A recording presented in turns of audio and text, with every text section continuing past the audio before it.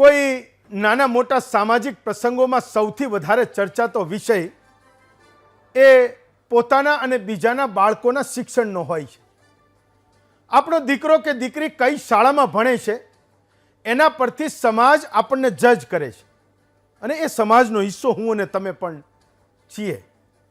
Hi-fi અંગ્રેજી medium સ્કૂલનું નામ લો, એ સ્કૂલનું નામ જ એવું હોય કે બોલવામાં પણ જીભ થોથવાઈ જાય તો સામેવાળાને એવું લાગે કે આમનો દીકરો આ અઘરી શાળામાં ભણીને કંઈક કમાલ કરી દેશે. એને પોતાના સંતાનો ઉપર એ અવિશ્વાસ થવા માંડે. ક્યારેક ઘરે જઈને એ પોતાના બાળકોને ના પૂછવાના સવાલો પણ આ મા બાપ એ પૂછતા હોય છે. ક્યારેક આવી હાઈફાઈ સ્કૂલમાં એમના સંતાનો ભણતા હોય તો મા બાપને પણ પૂછ્યા વિના કહેવામાં રસ હોય છે કે મારો દીકરો આ શાળામાં ભણે છે. મેં કીધું એમ કે આપણે બધાય આ કલ્ચરનો હવે હિસ્સો છીએ, ભાગ છીએ. તો દેખાડાનું સ્તર એટલું આપણે ઊંચે લઈ ગયા છીએ કે સરકારી સ્કૂલનું કોઈ નામ લે તો ચહેરાના હાવભાવ એક જ સેકન્ડમાં બદલાઈ જાય છે. જેમ સમાજ એ પૈસાવાળા અને ગરીબમાં વહેંચાયેલો છે એમ સ્કૂલને પણ એ આપણે હેસિયત સાથે જોડી દીધી છે. મોટા મોટા શહેરોમાં ભણતા વિદ્યાર્થીઓ છે જ્યાં ખાનગી સ્કૂલોની જાકમજોળ અને તોતિંગ ફી છે, તો બીજી બાજુ અસ્તિત્વ માટે સંઘર્ષ કરતી સરકારી શાળાઓ પણ છે. શહેરોની મોંઘીદાટ ખાનગી શાળાઓ અને ગામડાની કે શહેરની સરકારી શાળાઓ વચ્ચેનો તફાવત એ માત્ર હવે ફી પૂરતો મર્યાદિત નથી રહ્યો, પણ એ શિક્ષણની પદ્ધતિ અને સામાજિક અભિગમમાં પણ એ વહેંચાઈ ગયો છે. શહેરમાં ચાલતી કાચની શાળાઓ અને ગામડાના ઓટલે ચાલતી જ્ઞાનની પરબ વચ્ચેનું અંતર એ હવે વિદ્યાર્થીઓને પણ એ અલગ અલગ ભાગોમાં વહેંચી રહ્યું છે. દર વર્ષે ધોરણ 10 અને 12ના પરિણામો આવે ત્યારે છાપાના પાનાઓ ખાનગી શાળાઓની જાહેરાતોથી એ ઉભરાતા હોય છે, ભરાતા હોય છે. પણ આ આખા માહોલમાં કોઈનું ધ્યાન એ ઓરડાઓ તરફ નથી જતું જ્યાં સામાન્ય ઘરના વિદ્યાર્થીઓ ભણે છે. એ ગરીબ પરિવારના દીકરા અને દીકરી ભણે છે જેની હું કાયમ વાત કરું છું.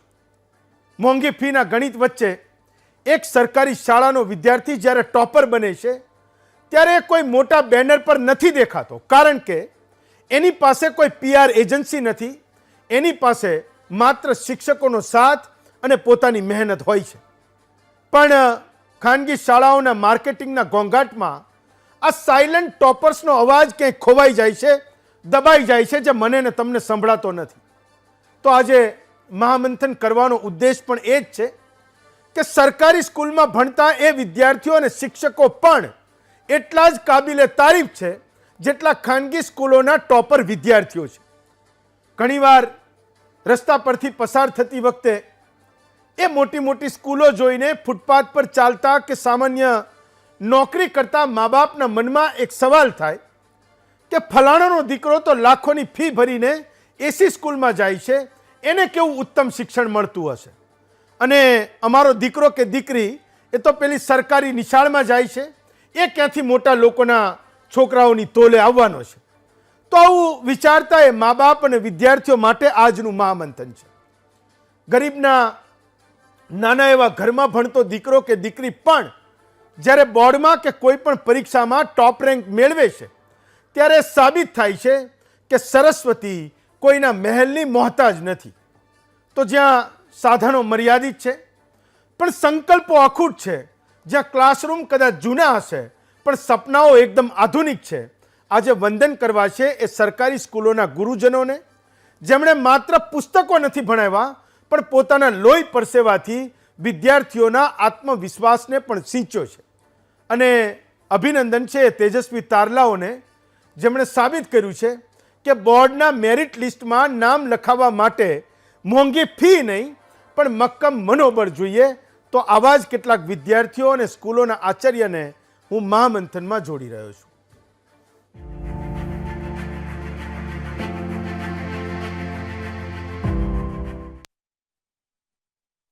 તો આજે જ્યારે આ મહામંથન આપણે કરી રહ્યા છીએ તો એવી શાળાઓની વાત કરી રહ્યા છીએ કે જે શાળાના શિક્ષણ સુધારવા માટે હું અહીંયા મહામંથનમાં એ વારંવાર વાત કરું છું ગરીબ અને મધ્યમ વર્ગના પરિવારોની, જેમને 50,000 60,000 લાખ રૂપિયા કમાવાની ભગવાને શક્તિ આપી, ક્યાંક કમાઈ શકા, ક્યાંક એનું નસીબ જોર કરતું હશે, એ લોકો ખાનગી શાળામાં ભણાવે છે. અને જેનું નસીબ જોર નથી કરતું એના માટે પણ સરકારી શાળાઓએ વિકલ્પ મટીને હવે માત્ર ખાનગી શાળાઓ બની છે. ને એના માટે એ ગરીબ અને મધ્યમ વર્ગના શિક્ષણની, એના સંતાનોના શિક્ષણની આપણે એ ચિંતા કરતા હોઈએ છીએ. આપણું ગુજરાત અમસ્તું પણ આ દિશામાં અગ્રેસર છે કે એકબીજાની ચિંતા કરે છે.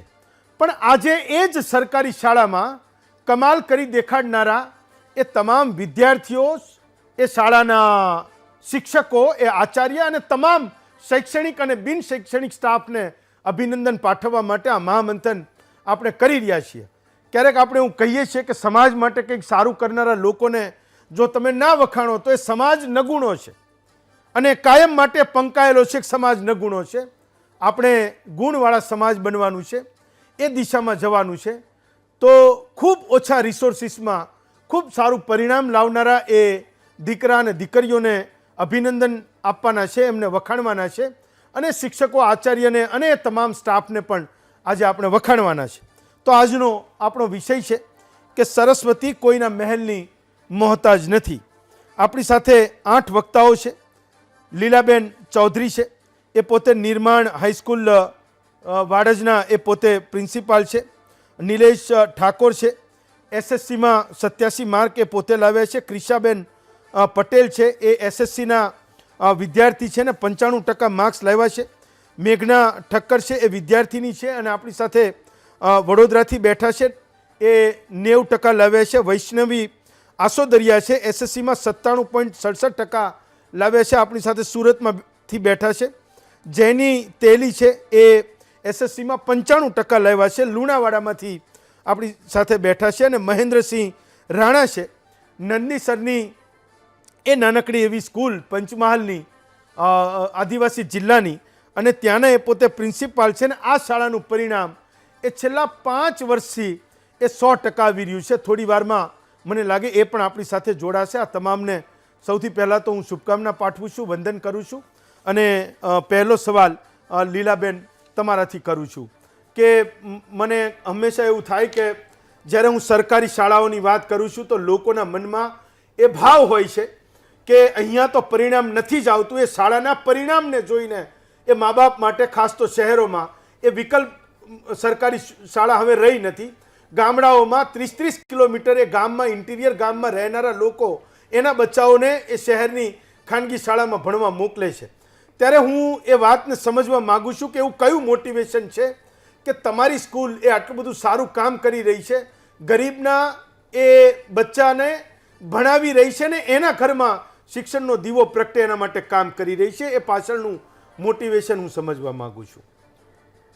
સૌ પ્રથમ તો નમસ્કાર હેમંતભાઈ. જી સર. અને જે જ્વલંત સફળતા પ્રાપ્ત કરાય છે એવા તેજસ્વી ધોરણ 10-12ના વિદ્યાર્થીઓને અભિનંદન.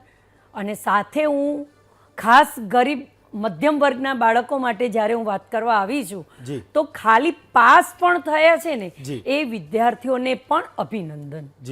કારણ કે પ્રાઇવેટ સ્કૂલો અને ગવર્મેન્ટ સ્કૂલો બહુ પહેલાં તો વર્ષો પહેલાં ખાઈ હતી એ.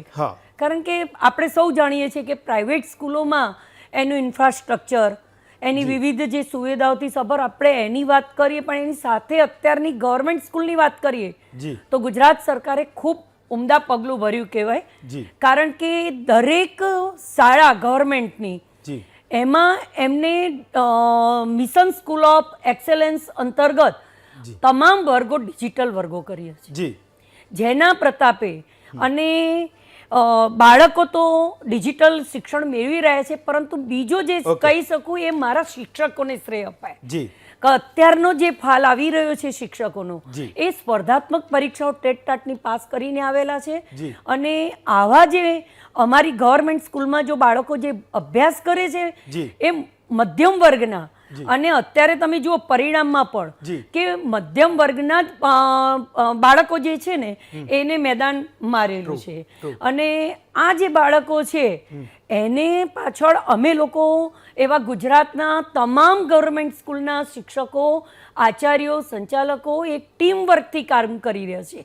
આ બાળકો પાછળ આ ડિજિટલ શિક્ષણનો એટલો સરસ ઉપયોગ કરે છે, વિવિધ એપ્લિકેશન ટૂલ્સના ઉપયોગથી બાળક જે અભ્યાસમાં નબળું રહી ગયું હોય ને તો એને સતત આ એપ્લિકેશનના ઉપયોગથી વારંવાર પુનરાવર્તન કરાવે છે.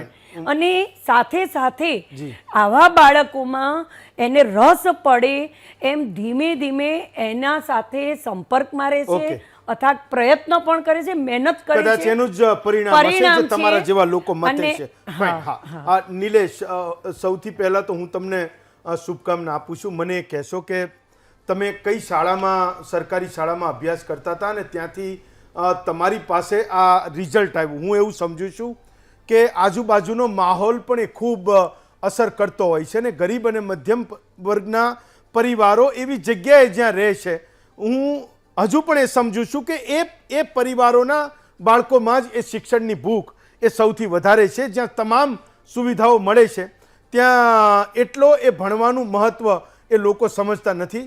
આ તમારું જે પરિણામ આવ્યું એ કેવી રીતે આવ્યું? હું સિક્કી વિદ્યાલયમાં સતત અભ્યાસ કરું છું. જી. ત્યાંના આચાર્ય શ્રી છે ગીતાબેન. જી. તેમને મને બહુ સપોર્ટ કર્યો છે આ માટે. જી. અને જે મંથમાં જે વેકેશન હતું, રીડિંગ વેકેશન, તેમાં પણ મને કોઈ પણ ડાઉટ હોય, કોઈ પણ સબ્જેક્ટને લગતો, તો એ મારો ફોન ઉપાડે છે અને મને જવાબ આપે છે. અને કઈ રીતે મારે શું કરવું, કઈ રીતે પ્રિપેરેશન કરવી, એ બધું મને સમજાવ્યું અને બધી રીતે મને સપોર્ટ કર્યો છે. પેરેન્ટ્સે પણ મને ખૂબ સપોર્ટ કર્યો છે. મને કોઈ મુશ્કેલી નથી પડી આ હાસિલ કરવા. અને મારા પેરેન્ટ્સે પણ મને એટલો સ્ટ્રેસ નથી આપ્યો કે આટલા હોવા જ જોઈએ, આટલા ટકા આવવા જ જોઈએ. તમારા મમ્મી પપ્પા શું કરે છે નિલેશ? મારા પપ્પા કાર વોશિંગમાં વર્કશોપમાં જાય છે અને મમ્મી હાઉસવાઈફ છે. તો પપ્પા મજૂરી કરે છે? હા. અને અમદાવાદમાં તમે ક્યાં રહો છો? અમદાવાદમાં હું શીલા જ રહું છું. Okay, fine. ક્રિશાબેન, તો આ તમારું જે પરિણામ છે એ શેને આભારી છે? બહુ બધા સ્ટુડન્ટ્સ એ મતતા હશે કે ક્રિશા પટેલની નામની પાછળ જે 95% લેખા છે એ મારે પણ આવતા, તો આજે તમને લોકો વખાણતા હશે. ઘણા બધા લોકો આ સ્ક્રીનની સામે બેઠા હશે, એ અભિનંદન પણ આપતા હશે. તો મારે સમજવું છે કે આ પરિણામ તમારું કેવી રીતે આવ્યું? તો હું વિદ્યાનગર સ્કૂલમાં અભ્યાસ કરું છું અને મારા આ સક્સેસફુલ રિઝલ્ટ પાછળ મારા પેરેન્ટ્સ, મારા સ્કૂલના ટીચર્સ અને સ્પેશિયલી મારા ટ્યુશનના ટીચર્સનો બહુ મોટો સપોર્ટ રહ્યો છે. જી. અને મારા જે સ્કૂલના ટીચર્સ છે એમને મને પરફેક્ટ ગાઈડન્સ આપ્યું છે. એક્ઝામો પણ બહુ સારી ગઈ હતી મારી, પ્રિલિમ્સ ને બધી. મારા ટ્યુશનના સરે પણ મારા બધા ડાઉટ્સ ક્લિયર કર્યા છે, જે પછી સાયન્સ હોય, મેથ્સ હોય કે એસએસ હોય. તો મને મમ્મી પપ્પા તરફથી પણ ઘણો જ સપોર્ટ મળ્યો છે. એમને મને કોઈ પણ પ્રેશર નથી કર્યું કે મારે આટલા જ પર્સન્ટેજ જોઈશે કે એવું કંઈ પણ નહીં. અને હું કહું છું કે મારા આટલા સારા રિઝલ્ટ પાછળ મારા કરતાં મારા પેરેન્ટ્સ વધારે ખુશ થયા છે. કાલ સુધી તો એ મારાથી વધારે એક્સાઇટ હતા અને આજે પણ મારું આટલું સારું રિઝલ્ટ જોઈને મારા પેરેન્ટ્સ જ વધારે ખુશ છે. ઓકે, તો એ એક્સપેક્ટેડ હતું બેન કે મમ્મી પપ્પાને ખબર જ હતી કે 90 ઉપર ક્રિશા માર્ક લાવવાની છે? એટલે એવી થોડી તો આશા હતી કે મારા 90% પ્લસ આવશે. ઓકે. અને અત્યારે મારા 96% છે. ચલો, મમ્મી પપ્પા શું કરે છે? પપ્પા એન્જિનિયર છે અને મમ્મી હાઉસવાઈફ છે. સુંદર. ચલો, મેઘનાબેન, તો એક વડોદરાથી તમે બેઠા છો અમારી સાથે, ગુજરાત તમને જોઈ રહ્યું છે. આ પરિણામ જે આવ્યું એ કેવી રીતે આવ્યું? એ મહેનત તો હતી જ, પણ મોટિવેટ કોણ કરતું હતું? મને સૌથી વધારે મોટિવેટ મારા સ્કૂલના ટીચરે કર્યા છે, જેમનું નામ વિજય સર છે. એ મને કોઈ પણ ક્વેશ્ચન હોય એનો આન્સર તરત આપી દેતા હતા. રાત્રે કેટલા પણ વાગ્યા હોય કે નહીં તો સવારે બી કેટલા પણ વાગ્યા હોય, એમને કોલ કરું ત્યારે એમને કોલ કરું કોઈ ક્વેશ્ચન કે એના માટે, તો એ તરત જ મને ગાઈડન્સ આપતા હતા, એનો આન્સર આપી દેતા હતા. અને મારી ફાઇનાન્શિયલ કન્ડિશન સારી નથી, તો મને જે ભણવા માટે જે બુક્સ જોઈતી હતી એ મને ફ્રીમાં લાવીને આપી દેતા હતા. અને એમનું સપનું છે કે આગળ મેં MBBS ડૉક્ટર બનું, તો એ સપનું, અને મારું પણ આ સપનું છે, એટલે મેં તમે બનશો જ. પણ મેઘનાબેન, તમારા મમ્મી પપ્પા શું કરે છે? મારા મમ્મી હાઉસવાઈફ છે અને પપ્પા સિક્યુરિટીની જોબ કરે છે. ઓહ, તો એમને એ અપેક્ષા હતી કે મેઘના આટલા જબરજસ્ત માર્ક લઈ આવશે? હા, હતી જ, કેમ કે પહેલેથી આવે જ છે આટલા. Fine, okay. વૈષ્ણવી સુરતથી બેઠા છે, 97% છે. વૈષ્ણવીબેન, એક તો તમને ખૂબ ખૂબ શુભકામના પાઠવું છું. તમામ જે અહીંયા વિદ્યાર્થીઓ આવ્યા એના એ તમામ શિક્ષકોને પણ વંદન કરું છું ને માતા પિતાની પણ એમાં મહેનત હશે. તો એ સમજાવશો કે સુરતમાં તમે કઈ શાળામાં ભણતા હતા ને આટલા તમારા સુંદર માર્ક્સ આવ્યા છે? મારું નામ વૈષ્ણવી છે. હું સુરત મહાનગરપાલિકા સંચાલિત સુમન હાઈસ્કૂલ નંબર 18માં અભ્યાસ કરું છું, જે સંપૂર્ણ સરકારી શાળા છે. મેં કોઈ પણ પ્રકારનું ટ્યુશન રખાવ્યું નથી, તેમ છતાં આજે મારા 97.67% આવ્યા છે, જેમાં મારી શાળાના શિક્ષકોનો ખૂબ મોટો ફાળો છે. મારા ઘરેથી મારા પેરેન્ટ્સનો પણ મને એટલો જ સપોર્ટ છે અને મારી પણ એટલી જ મહેનત છે. તેથી હું મારા શાળાના શિક્ષકોનો, આચાર્યનો, શાળા સ્ટાફનો ખૂબ ખૂબ આભાર માનું છું. તો વૈષ્ણવી, આ એ જ શાળા છે જે દર વર્ષે એડમિશન લેવા માટે સુરતમાં જે કેટલીક શાળાઓની બહાર લોકો લાઈનો લગાવે છે, એ જ સ્કૂલમાં તમે ભણ્યા છો વૈષ્ણવી? હા, એ જ શાળા છે. ઓકે. તો તમારું એડમિશન લેવા માટે વાલીઓની બહુ મોટી લાઈનો હોય છે. યસ. તો એ તમારું એડમિશન જ્યારે થયું ત્યારે મા બાપે, તમારા મમ્મી પપ્પાએ રાધર એવું વિચાર્યું હશે કે આપણે જગ નાયક, આખું ગામ જે સ્કૂલમાં એડમિશન માટે મથે છે એ સ્કૂલમાં તમને એડમિશન મળી ગયું. આ બહુ ખુશીની વાત હતી કે સ્કૂલમાં એડમિશન મળી ગયું. મેં જ્યારે ત્યાં એડમિશન લીધું ને ત્યારે મારો મેરિટ લિસ્ટમાં પણ પહેલું જ નામ હતું. ક્યાં વાત. તમારા મમ્મી પપ્પા શું કરે છે વૈષ્ણવી? મારા પપ્પા પડદા સિલાઈ કામ કરે છે અને મમ્મી હાઉસવાઈફ છે. Okay, fine. ચલો, જૈનીબેન બોલો, તમારી સ્ટોરી કહેશો. 95% માર્ક્સ તમારા SSCમાં આવ્યા છે. મેં કીધું એમ કે એ કેટલીક શુભકામનાઓને તમે માત્ર ફીલ કરી શકશો, તમને સંભળાતી નહીં હોય. એ સ્ક્રીનની સામે બેઠેલા ગરીબ અને મધ્યમ વર્ગના એ તમામ મા બાપ તમને શુભકામના આપતા હશે. જયની, તમે લુણાવાડાની એક સ્કૂલમાંથી ભણીને 95.33% માર્ક્સ સાથે પાસ થયા છો. કઈ સ્કૂલમાં તમે ભણ્યા અને આ સારા માર્ક્સ આવવાની પાછળ કોણ કોણ હતું? હું કિસાન માધ્યમિક વિદ્યાલયમાં અભ્યાસ કર્યો છે. જી. મારી સફળતાનો પાછળનો શ્રેય મારા માતા પિતા, મારા શિક્ષકો, આચાર્ય શ્રી સૌને આપવા માંગુ છું. એમને મને ખૂબ મદદ કરી છે મારા અભ્યાસમાં. હું રોજ સવારે ઉઠીને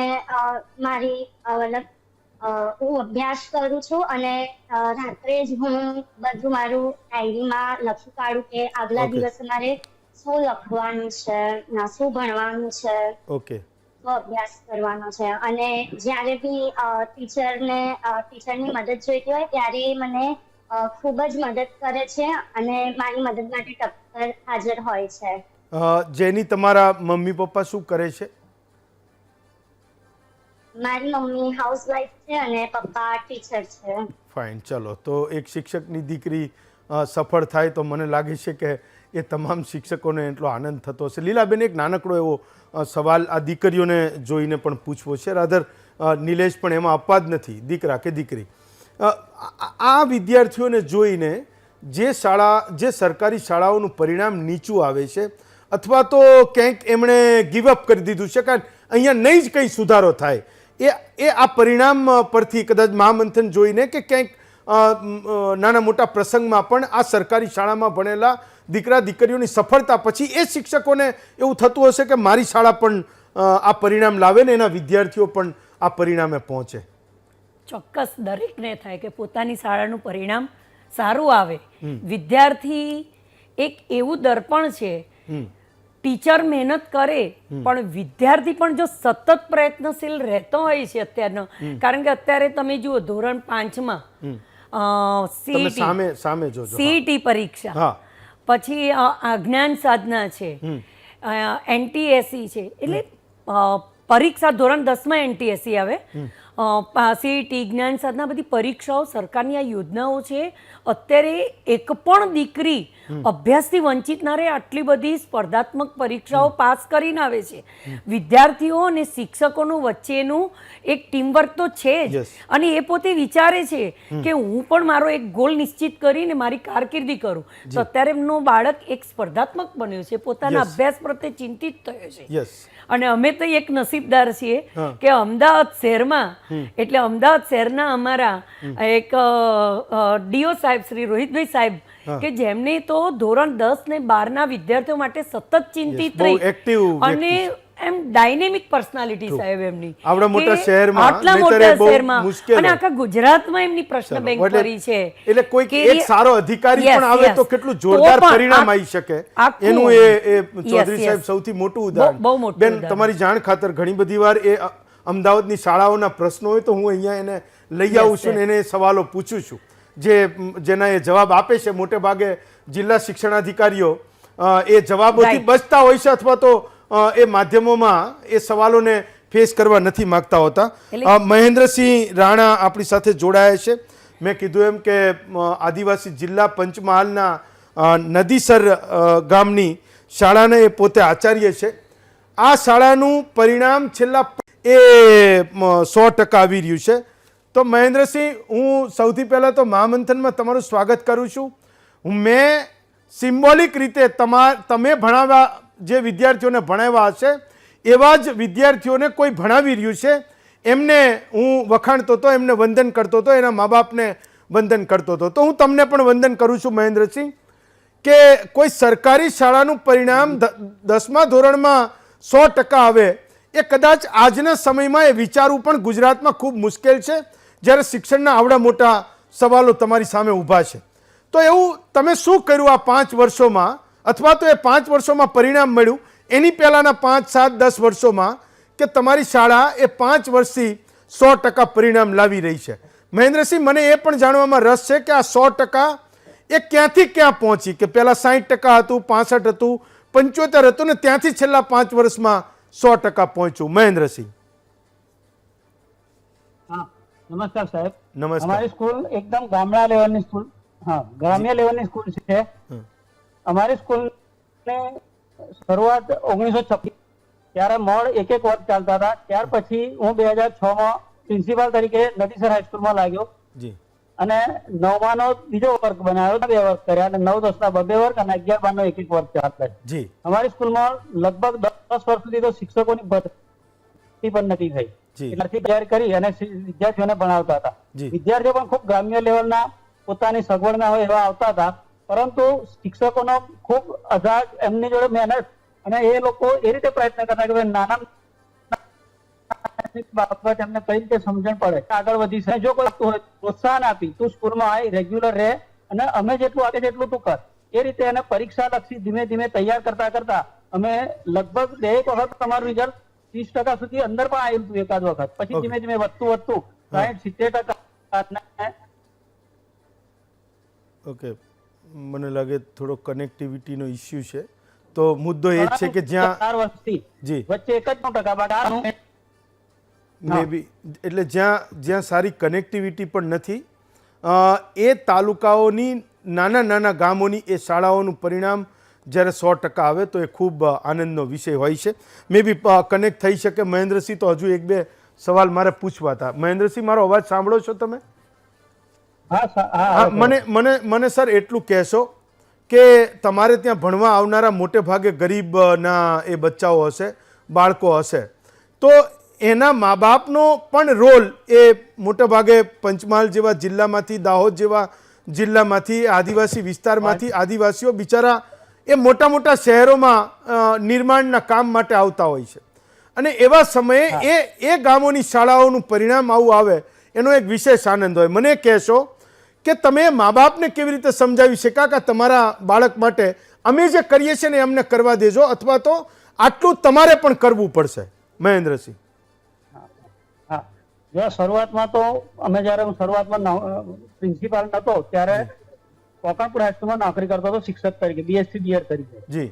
એટલે ત્યાં ગાડી એવી સ્કૂલ, ગર્લ્સ સ્કૂલ હતી, દીકરીઓને બાળકો મા બાપ ભણવા પણ નતા મોકલતા, એવી સ્કૂલમાંથી હું આવ્યો હતો. એટલે મને પહેલી તો ખબર હતી કે ભાઈ ઘેરથી સ્કૂલ સુધી મા બાપ મોકલવા પણ તૈયાર ના હોય, ત્યારે અમે એમના ઘેર જતા અને એમને કહેતા કે ભાઈ દીકરી એક ઘર નથી તારતી પણ તમારા 2 થી 3 ઘર તારે છે, એટલે એને આપણે સ્કૂલમાં કોઈ પણ પ્રકારની જગ્યા છે દીકરીઓને અમે તૈયાર કરતા હતા. અને એ જ વસ્તુ મને અહીં પ્રિન્સિપાલ તરીકે ઉપયોગમાં આવી કે નદીસરમાં આવ્યા પછી હું ઘણા બધા બાળકોને આ રીતે તૈયાર કરી શક્યો.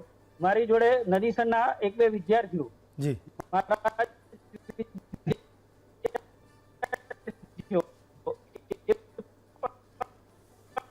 ચલો મે બી કદાચ ફરી કનેક્ટ થાય તો હું પૂછીશ. ચલો હું આ અહીંયા જે બેઠેલા 5 વિદ્યાર્થીઓ છે, ક્રિશા, નિલેશ, મેઘના, વૈષ્ણવી, જૈનીને, હું 5 વિદ્યાર્થીઓને પૂછું છું, જો જેના કેસમાં લાગુ પડતું હોય એ આંગળી ઊંચી કરજો. 5ને એક કોમન સવાલ એ છે કે મમ્મી પપ્પાને ક્યારેય એવું લાગ્યું છે કે આ મોટી સ્કૂલમાં ભણનારો ફલાણાનો દીકરો કે દીકરી એ ખૂબ સારું ભણી રહ્યો છે ને તમે લોકો નથી ભણતા, એવું કોઈના મા બાપને લાગ્યું છે ક્યારે? અથવા તો ટોકતા હોય કે હું ફલાણાના લગ્નમાં ગયો હતો કે ગઈ હતી અને ત્યાં મને એવું કહેતા હતા કે એમનો દીકરો કે દીકરી તો આટલા બધા ટકા લાવે છે ને આવી કોઈ સ્કૂલમાં ભણે છે. 5માંથી કોઈનામાં એ સાચું છે? ઓકે, ચલો ક્રિશા, તમારા કેસમાં ક્યારે? હા, યસ, મેઘના, તમારે કહેવું છે, બોલો મેઘના. ના, મારા કેસમાં તો કોઈ દિવસ આવું નહીં થયું, કેમ કે મારા મમ્મી પપ્પા કોઈ દિવસ મને આમ કીધું જ નથી કે એના પર્સન્ટેજ સારા આવ્યા છે કે તારા પર્સન્ટેજ કેમ આવા આવ્યા છે. મારા પર્સન્ટેજ 89 કે 89 આવ્યા છે, તો એવું નથી કીધું કે 1% વધારે કેમ ના આવ્યો, 90 આવી જતા, એવું કશું નથી કીધું.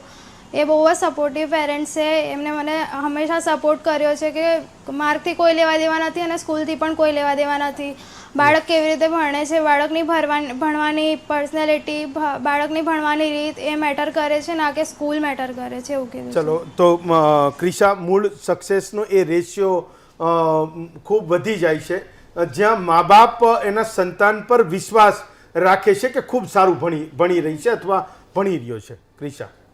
તો મારા પેરેન્ટ્સે તો મને કોઈ દિવસ કમ્પેરિઝન કરી જ નથી, અને એ મારા પર્સન્ટેજ મારી કેપેબિલિટી ઉપર જ હોય છે, અને મને કહેતા જ હોય છે કે તું જે કરીશ એ બેસ્ટ કરીશ અને તારું રિઝલ્ટ પણ બેસ્ટ જ છે. જી, યસ. બેન, તમારે કંઈક કહેવું હતું, તમે આંગળી ઊંચી કરતા હતા, લીલાબેન. હા, કહેવામાં તો સાહેબ એટલું કે દીકરીઓ માટેની અત્યારે જે નમો લક્ષ્મી, નમો સરસ્વતી યોજના ગુજરાત સરકારે જે મૂકી છે ને, એના લીધે મધ્યમ વર્ગના જે વાલીઓ છે એ દીકરીઓને ભણવા મૂકે, ડ્રોપ આઉટનો રેશિયો અત્યારે ઘટી ગયો છે સાહેબ, પહેલાં વધારે હતું. એટલે એમ કે 9 થી 12 ધોરણ પૂરેપૂરું ભણે છે તો નમો લક્ષ્મીમાં 50,000 પાસ થઈ જાય સીધા વચ્ચે ડ્રોપ. મેં તો એવું બેન સાંભળ્યું કે મોટાભાગની સરકારી શાળાઓમાં એક સમય એવો હતો કે જેમ હું સરકારી શાળામાં ભણ્યો ને મોટાભાગના અહીંયા તમે પણ ભણ્યા હશો ને મહેન્દ્રસિંહ પણ સરકારી શાળામાં જ ભણ્યા હશે, તો હવે એક એવું કહે છે કે સરકારી સ્કૂલના ટીચરોએ ગલી મહોલ્લામાં જઈને વિદ્યાર્થીઓને શોધવા જવું પડે છે કે ભાઈ આવો તમે, આપણે ત્યાં પ્રવેશોત્સવ કરીએ છીએ, એના સિવાય સરકારી શાળામાં એ શિક્ષક ફાજલ ન પડે, શાળા બંધ ન થાય એવી સ્થિતિ પણ મોટાભાગની સરકારી શાળાઓની છે. એ સાચું છે કે ખોટું? એ સાચું તો ચોક્કસ છે. એવું કેમ થયું? એ વખતે સુવિધા સભર નહોતી. અત્યારની જે તમે એવું માનો છો કે છેલ્લા 2-5 વર્ષોમાં ટેબલ ટર્ન ઘણો થઈ ફરક પડ્યો છે? એટલે આમાં કોઈ એકનો સહકાર નથી હોતો આ સારું પરિણામ લાવવા માટે. વિદ્યાર્થી, શિક્ષકો અને વાલીનો પણ સહકાર જોઈએ. અને આ ભણતી અટકાવતા હતા દીકરીઓ, તો હવે થોડુંક એમને એમ થયું કે ના ભાઈ આપણે આટલી મહેનત મજૂરી કરીએ છીએ, દીકરી ભણતી હોય તો ભણવા દઈએ. પછી સરકારી સ્કૂલો હોય કે ખાનગી હોય, પણ ખાનગીમાં તો એમની ફી ભરી શકાય નહીં, એટલે સરકારી સ્કૂલમાં મૂકતા હતા. અને સરકારી સ્કૂલમાં પણ અત્યારે આ ટીચરો મેં તમને આગળ વાત કરી તે મુજબ સ્પર્ધાત્મક પરીક્ષાઓ પાસ કરીને આવેલા છે. એટલે લીલાબેન, હું તો એ સમજ્યો કે ખાનગી સ્કૂલમાં મને ખબર છે જ્યાં મારી દીકરીઓ ભણે છે, તમારા દીકરા દીકરી ભણતા હશે તો એ ત્યાં એ ક્વોલિફિકેશન કોઈ મહત્વ નથી, પણ સરકારી સ્કૂલોમાં તો તમારે કોમ્પિટિશનમાંથી પાસ થઈને આવવું પડે છે. તો ગુજરાતમાં એ સ્થિતિ આવશે આ દીકરીઓને જોઈને કે દીકરાઓને જોઈને કે તમે લોકો એટલે શિક્ષકો, હું પર્ટિક્યુલર લીલાબેન અને મહેન્દ્રસિંહની વાત નથી કરતો, પણ ગુજરાતની સરકારી શાળાના એ શિક્ષકો એના બચ્ચાઓને એમની શાળાઓમાં કે બાજુની સરકારી શાળામાં ભણાવે, એ સમય આવી ગયો છે? આવી ગયો છે, આવશે. નહીં આવ્યો તો આવશે સર, કારણ કે અત્યારના ડિજિટલ યુગમાં શિક્ષણ હવે ડિજિટલ યુગ થઈ ગયું છે અને બધા જ જાણે છે કે બાળક પોતે જો અભ્યાસ પ્રત્યે રસ દાખવે, વાલી એનામાં જાગૃતતા આવી છે તો એ સજાગ છે, શિક્ષકો પણ અત્યારે જો આ તમને કહ્યું એમ એવા સજાગતા કહેવાય અને મહેનત પણ કરાવે છે. મહેન્દ્રસિંહ, એક છેલ્લો સવાલ, મને એટલું કહેશો કે મોટા ભાગે સરકારી શાળાના શિક્ષકને બદલી કરાવીને મોટા શહેરમાં જલ્દી આવવું છે, રાજકોટ, બરોડા, સુરત અને મોટા ભાગના જિલ્લાના એ સ્થળો, તો મને એ કહેશો કે તમારે ત્યાં જ્યાં 100% પરિણામ આવે છે એ શિક્ષકનો જીવન શહેરમાં નહીં હોય તો જ આ પરિણામ આવતું હશે? એટલે મોટાભાગના શિક્ષકોને પોતાનું સ્કૂલ, મારી સ્કૂલ છે એવું લાગે છે કે ના મારા જ બાળકો છે અને મારા બાળકો માટે પ્રયત્ન કરું છું એટલે અત્યારે આ પરિણામ હું લાવી શકું છું. ચાલો, હું તમામ અહીંયા આવેલા એ શિક્ષકોને વંદન કરું છું, સ્ક્રીનની સામે બેઠેલા ને જેમનું પરિણામ જબરજસ્ત લાવ્યું છે એમને પણ હું વંદન કરું છું, શુભકામનાઓ પાઠવું છું અને એ આશા પણ રાખું છું કે જે સવાલોને હું અહીંયા પૂછી રહ્યો છું, રાધર શિક્ષકો એ ભોળા ભાવે કે કોઈક 2-4 વસ્તુ છુપાવીને પણ કંઈક કહી રહ્યા હોય પણ એની સામે એક મોટો આશાનો સૂરજ ઉગે અને ગરીબ અને મધ્યમ વર્ગના બચ્ચાઓને એ ખૂબ સારું શિક્ષણ આપણા ગુજરાતમાં મળે. હું લીલાબેન, નિલેશ, ક્રિશા, મેઘના, વૈષ્ણવી, જૈની અને મહેન્દ્રસિંહ, આપ તમામ 7 વક્તાઓનો ખૂબ ખૂબ આભાર માનું છું. એક નાનકડો એવો બ્રેક લઉં છું. આ એવા લોકોની વાત હતી કે જેમના 85-90% અને 95% આવ્યા, એની હું શુભકામના પાઠવું છું ને એના વખાણ કરું છું. એક બ્રેક પછી જ્યારે પાછા આવીશું તો એવા એક IAS અધિકારીની વાત કરીશું કે જેના જીવનમાં 10મું અને 12મું ધોરણ ખૂબ સંઘર્ષમાં ગયું, ખૂબ ઓછા માર્ક સાથે ગયું, માંડ પાસ થયા ને એના પછી એ પોતે IAS અધિકારી થયા. એક નાનકડો એવો બ્રેક લઉં છું ને એના પછી હું તમને તુષાર સુમેરાને રૂબરૂ કરાવું છું.